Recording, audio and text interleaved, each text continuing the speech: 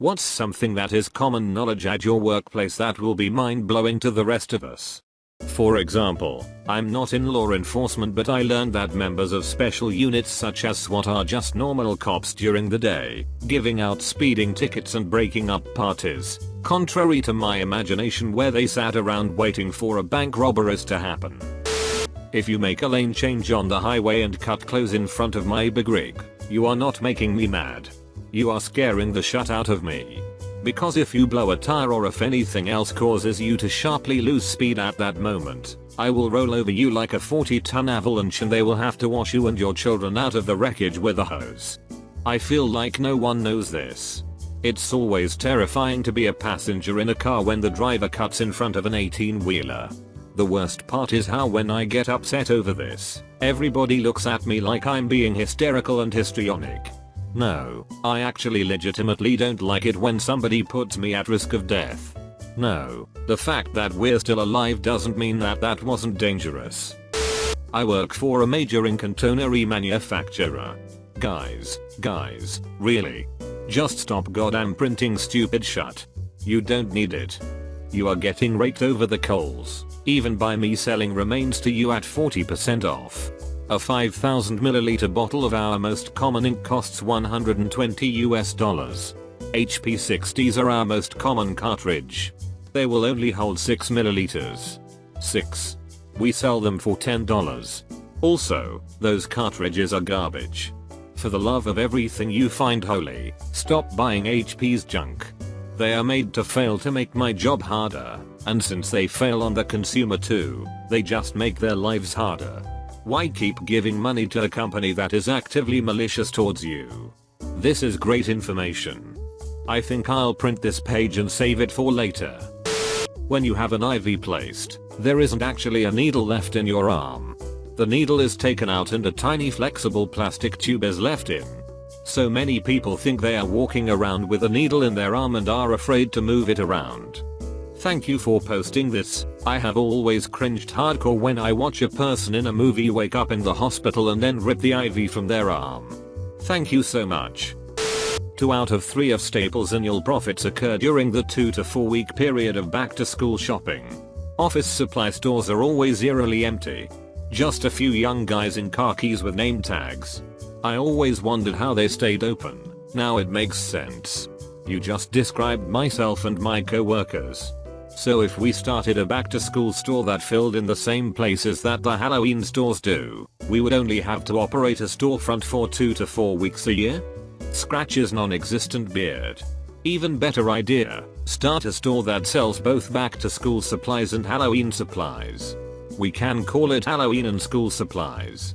Now let us stroke each other's imaginary beard while we wait for investors. At Outback Steakhouse, they will prepare your food however the duck you want. They'll put your sirloin in a blender if you want. Get creative. Edit, I think OB owes me a gift card or something for all this free advertising I just gave them. Yes, I would like the most expensive thing on the menu stuffed with the second most expensive thing on the menu. Ah yes. The lobster stuffed with tacos. I can verify this. I was a server a few years ago and had to leave on 3 separate occasions to go and get hot dogs from a grocery store because a kid ordered them. Your kids' camp counselors get drunk in the woods every night and smoke like Cheech and Amp Chong. They are also incredibly responsible, dedicated, and caring individuals who will go the extra mile to make sure campers are safe and having a great time. As a camp counselor, yeah. I'm a cart pusher. It might shock some people to know that you are allowed to put your carts into the little corral thingies. They aren't just for display. In fact, we greatly appreciate it. The store I used to work at had those chains that required you to put a quarter in to unlock the cart. I loved when people didn't put the cart in the corral because that meant extra money for me. I'd probably make more in an hour from that than I would from my actual wages. Healthcare worker. If we have to phone a patient at home and someone else answers, we are not allowed to identify where we are calling from or why.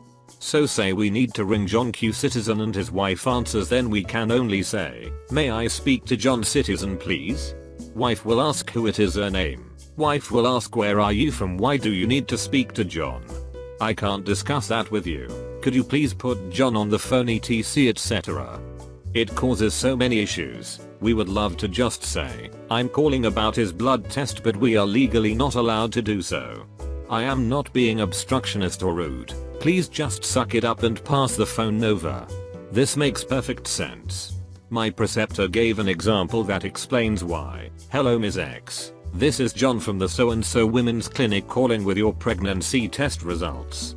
Turns out that Mr. X answered the phone. And that he had a vasectomy some years ago. The reason a lot of military units have massive budgets is because the defense funding system works on a use it or lose it system.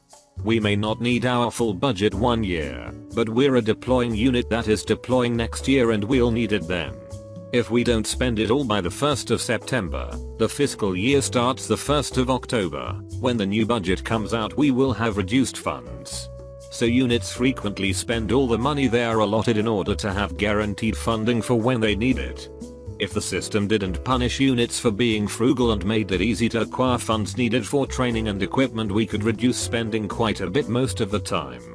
That actually applies to just about anything. Government, military, academia and private sector that has an annual budget and loose oversight. The generic does the same thing as the brand name. Let's repeat that. The generic does the same thing as the brand name. But generic Pop-Tarts are awful. Geologist. The earth is way older than 6,000 years.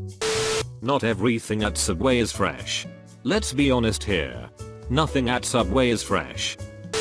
90% of professional brewing is cleaning things. Beer is simple and a naturally occurring substance. We just make it easier for the yeast to do their job by monitoring temperatures, anticipating problems, and cleaning. It's honestly hard to add to this thread. It's common knowledge where I work. For instance, opening a tank of fermenting beer to see how it's going will probably make you pass out from CO2 inhalation, and worst case kill you. We frequently get drunk college students on tours ask if they can go inside a tank of beer. No, you will die. Also, we don't spend all day drinking beer and looking at samples. Mostly it's lifting heavy stuff, cleaning, getting dirty, moving heavy stuff, and did I mention cleaning? I've run a valet company for years. We don't look through your things. We probably know more about your car than you do. As long as there are no after stock additions, then please tell us. We don't take the car off the lot. Most of the people that have worked for me have degrees. There was a point when I was the only guy on my staff without a master's, and the nicer the car is, the less we drive it. TLDR, Ferris Bueller ruined the public's notions about valets. I'm just a cashier and don't have the power, authority, ability to do most of what you expect me to do. No one will see this, but I work in a lab and we kill hundreds if not thousands of our lab animals every day. I'm just going to pretend that your username applies to this and continue on my merry way. Biochemist, medical farm researcher here. I feel your pain. So many bodies. Weird thing is you stop distinguishing humans from mice. Next thing you know you're looking at old Nazi medical files like it's porn. That might be just you. That's kind of worrying actually. At Chick-fil-A, we accept any other restaurant's fast food coupons. Say you have a coupon for a free sandwich at McDonald's, we would accept that and give you a free one. Also, if you were to get up to the drive-thru and realize you had left your money elsewhere, we usually will comp your meal and tell you to pay it back next time. Of course, this is if the meal is in moderation and not a huge ducking order. The coupon thing honestly sounds like an attempt at making me look like an absolute idiot. Slides Burger King coupons across the counter. So, this is Chick-fil-A. But this guy on Reddit. Wendy's actually cracks and cooks a fresh egg every time you order a breakfast sandwich, and the chili does not come out of a can. Indeed, the chili does not come from a can. However, as a former Wendy's cook, I can tell you that the meat in the chili comes from burgers on the grill that have been overcooked or broke apart while being prepared. That's closer to being real meat than most chili meat can ever hope to be. 1. Sodas are virtually free for us, restaurant, but not for you, consumer. Those are quite marked up. 2.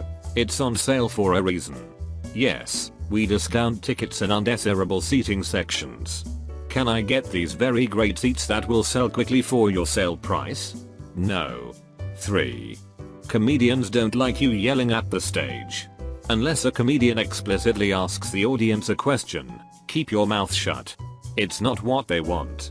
I don't mean this in a mean way, some people legitimately don't know. That corn dog I just sold you for $5 has been sitting under that heat lamp for an hour. Plus it only cost $0 US and 20 cents to make. Don't care, was delicious.